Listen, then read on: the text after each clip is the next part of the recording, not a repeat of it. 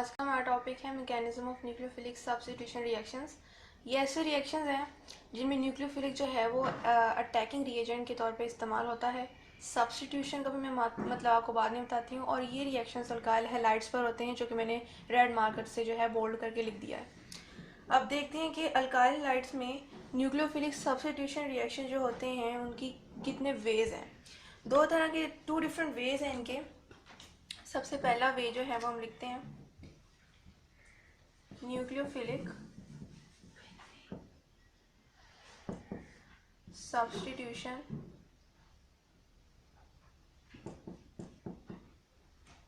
Biomolecular. Biomolecular का मतलब मैं आपको बाद में समझाऊंगी। और इसको हम रिप्रेजेंट करते हैं कैपिटल एस, इसकी बेस में भी कैपिटल एन और 2, इससे हम इसको रिप्रेजेंट करते हैं। और इसका दूसरा जो वे है अल्काइल हैलाइड्स में न्यूक्लियोफिलिक सब्स्टिट्यूशन रिएक्शन जो हैं वो 2 डिफरेंट बेस से होते हैं। पहला ये है और दूसरा मैं लिखने लगी हूँ न्यूक्लियोफिलिक सब्स्टिट्यूशन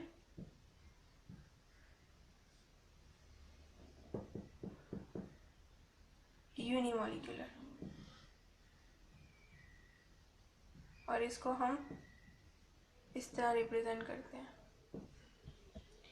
अब ये किस चीज़ पे डिपेंड करता है कि कौन से रिएक्शन जो हैं इन दोनों में से जो है अल्काइल हैलाइड्स पर हों। दरअसल न्यूक्लियोफिलिक सब्स्टिट्यूशन रिएक्शन जो अल्काइल हैलाइड्स पे होते हैं उनमें 2 मेन प्रोसेसेस जो हैं वो इन्वॉल्व होते हैं। वो अब मैं लिखती हूँ। इन रिएक्शंस में 2 मेन प्रोसेसेस जो हैं इन्वॉल्व होते हैं, जिसकी वजह से ये रिएक्शन जो है वो प्रोसीड होता है और प्रोडक्ट बनाता है। वो 2 मेन प्रोसेसेस अब कौन से हैं? प्रोसेसेस जो इन्वॉल्व होते हैं इन रिएक्शंस के अंदर वो होते हैं breakage of carbon halogen bond और number 2 formation of carbon and nucleophilic bond. X हमें जो है ये रिप्रेजेंट कर रहा है कि हैलाइड को, और कार्बन अल्काइल ग्रुप, क्योंकि सी जो है वो लंबी चेन कार्बन की जो है उसको हम अल्काइल से यानी आर से रिप्रेजेंट करते हैं। और यहाँ पर एन यू जो है वो न्यूक्लियोफिलिक को जो है वो रिप्रेजेंट कर रहा है, जो कि टैगिंग रिएजेंट है। तो ये दोनों प्रोसेस जो हैं इन रिएक्शंस में इन्वॉल्व होते हैं, breakage of carbon and halogen bond, और फॉर्मेशन जो है वो भी हो रही होती है। उसके साथ ही इसकी ब्रेकेज के बिल्कुल बाद जो है वो कार्बन न्यूक्लियोफिलिक बॉन्ड आपस में बन जाता है, उसकी फॉर्मेशन होती है। अब जो मैकेनिज्म है न्यूक्लियोफिलिक सब्स्टिट्यूशन रिएक्शन का वो डिपेंड करता है इन दोनों प्रोसेसेस की टाइमिंग पर। मीन्स कि अगर दोनों जो हैं प्रोसेसेस साइमल्टेनियसली हो जाएं, यानी कि जैसी ब्रेक डाउन हो रही है सी एक्स बॉन्ड की, उसी वक्त साइमल्टेनियसली इसकी फॉर्मेशन भी कार्बन और न्यूक्लियोफिलिक बॉन्ड की हो जाए, तो वो फिर मैकेनिज्म जो होता है वो SN2 मैकेनिज्म होता है, जो कि मैंने अभी आपको 2 प्रोसेसेस रिएक्शंस जो हैं वो लिख कर दिखाए थे। एक है न्यूक्लियोफिलिक सब्स्टिट्यूशन बायोमोलिकुलर और एक है न्यूक्लियोफिलिक सब्स्टिट्यूशन यूनिमोलिकुलर। तो अगर ये दोनों प्रोसेसेस साइमल्टेनियसली मीन्स इकट्ठे हों, ब्रेकेज अगर इस तरफ हो रही है तो उसी वक्त फॉर्मेशन भी हो रही हो, तो फिर हम जो मैकेनिज्म इस्तेमाल करेंगे वो होगा SN2 मैकेनिज्म। और अगर इन दोनों प्रोसेसेस में जो है वो साइमल्टेनियसली जो है काम ना हो रहा हो, फॉर एग्जांपल ब्रेकेज पहले हो गई है, उसके बाद ब्रेकेज होने के बाद फॉर्मेशन हो CNU बॉन्ड की, तब फिर जो मैकेनिज्म हम यूज़ करेंगे वो SN1 मैकेनिज्म होगा।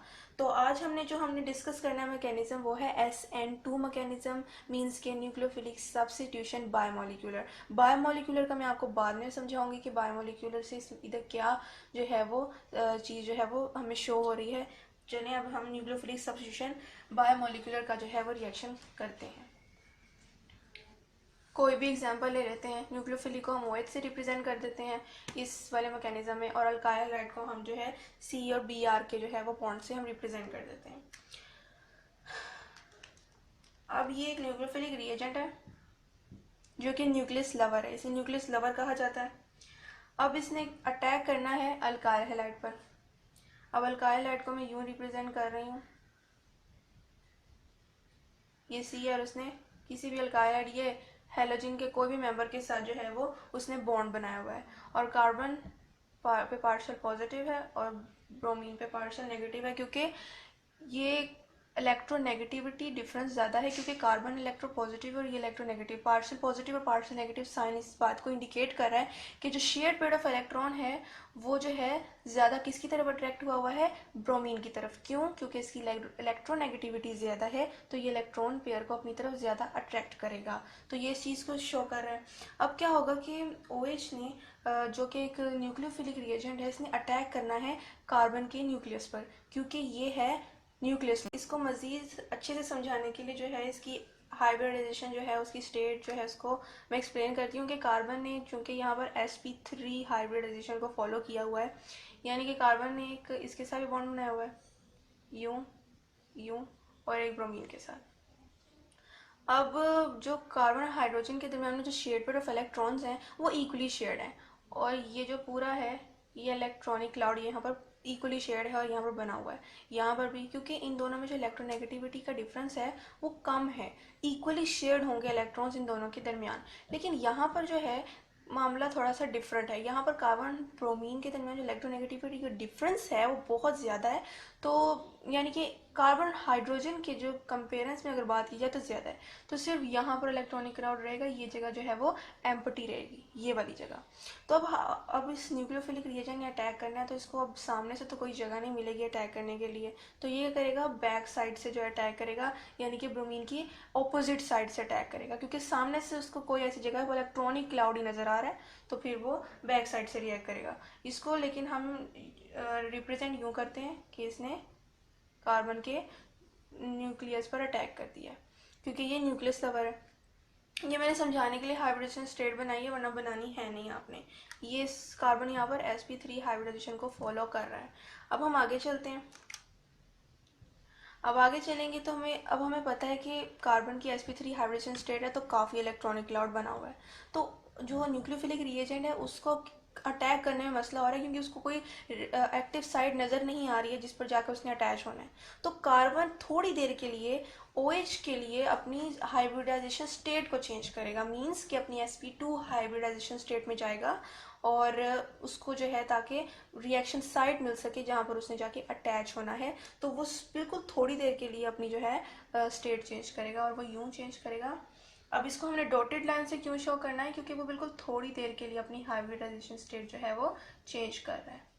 यूं कर लिया उसने अपनी हाइब्रिडेशन स्टेट को कर, तो वो एज तीनों एज के साथ ही बॉन्ड बना रहे, लेकिन डिफरेंट जो है वो स्ट्रक्चर हो गया उसका, और BR भी उसके साथ अभी अटैच ही है। इसको भी डॉटेड लाइन से शो कर रहे हैं।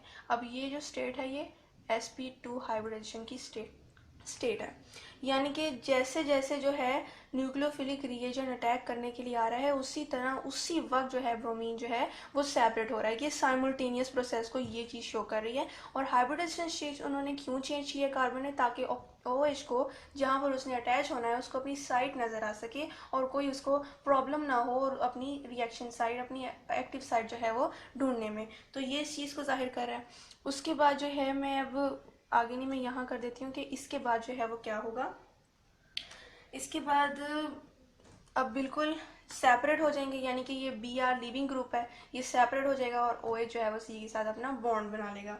और ये कैसे बनाएगा, OH अब कार्बन के साथ बॉन्ड बन गया, ये कार्बन के तीनों हाइड्रोजन प्लस BR जो है वो सेपरेट हो गया। अब सवाल ये उठता है कि ये तो कोई हाइब्रिडेशन स्टेट नहीं है, यहाँ पर क्यों कार्बन ने अपने हाइड्रोजन को इस तरफ कर लिया है। इधर इस तरफ थे, इस तरह की अरेंजमेंट थी, यहाँ पर प्लेनर होगी क्योंकि sp2 हाइब्रिडेशन है, यहाँ पर कोई हाइब्रिडेशन स्टेट इसने चेंज नहीं की, तो फिर ये क्या है, यहाँ पर हाइड्रोजन क्यों है। सवाल इसका जवाब ये है इस सवाल का कि OH का जो इलेक्ट्रॉनिक क्लाउड है वो कार्बन के इन इलेक्ट्रॉनिक क्लाउड्स को जो कार्बन ने हाइड्रोजन के साथ बनाए हुए हैं उनको रिपेल किया है। तो रिपेल करने की वजह से हाइड्रोजन सारे इस तरफ को मूव कर गए हैं, और जो है ये इस तरह का जो हमारे पास प्रोडक्ट आ गया और हमारा लीविंग ग्रुप ब्रोमीन के तौर पर जो है वो सेपरेट हो गया है। इस पूरे जो है रिएक्शन को हम रेट डिटरमाइनिंग स्टेप भी कहते हैं।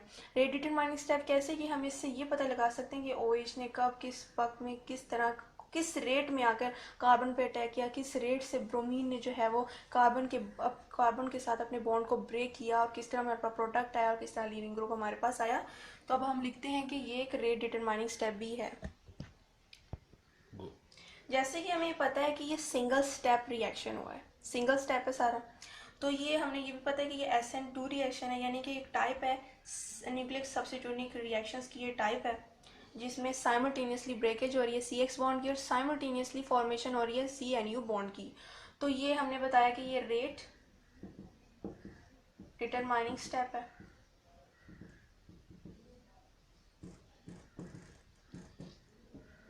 साइमल्टेनियसली ब्रेकेज हो रही है, साइमल्टेनियसली इसकी फॉर्मेशन हो रही है, और न्यूक्लियोफिलिक जो है वो अटैक कर रहा है, न्यूक्लियोफाइल जो है अटैक कर रहा है ऑपोजिट साइड से, ऑपोजिट साइड। वो क्यों, मैंने आपको एक्सप्लेन कर दिया। अब बात ये है कि ये भी मैंने बता दिया कि कार्बन उसको रूम देने के लिए यानी स्पेस देने के लिए अपनी हाइब्रिडाइजेशन चेंज कर रहा है। यहाँ पर मैं लिख देती हूँ कि ये sp3 थी और वहाँ पर इसने अपनी स्टेट चेंज करके sp2 कर ली ताकि ये उसको स्पेस दे सके, ताकि वो अटैक आसानी से कर सके।